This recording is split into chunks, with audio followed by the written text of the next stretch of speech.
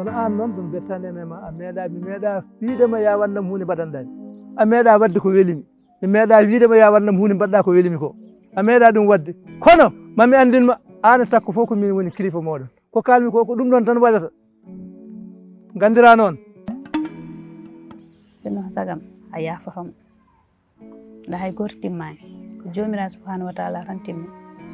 mon fof ene jogui jikku a jogui jikku goɗɗo e goɗɗo ene jogui jikku min kadi mbiɗa jogui kono yaafoma oɗo jafe goto andinma metti ɓe gandantuma caɗele ma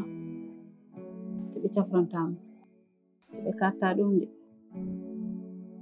ɓe duttoto eɓe gaybinma billahi on liggey komo woni jiilade kanga a jarama bandiraɓe on beltanama aɗa ñaagui Allah duwaw uddi ɓernde mami walluma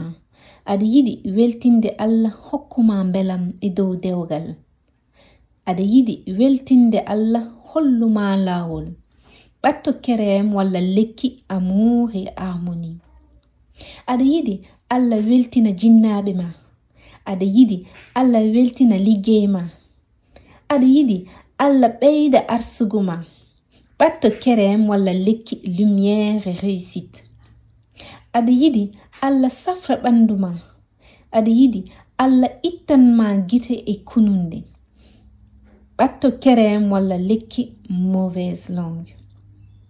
aɗa ronki joɗade liggey aɗa ronki jogade kalise juuɗe ma aɗa ronki joɗade dewgal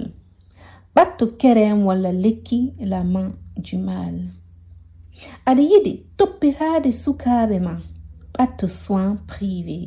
ko wawi wonde fof telfin numéro gonɗo less o kalaneɗa hol soin ɗo joni ɓuuri moƴƴude ma on calminama te on jarama no fewi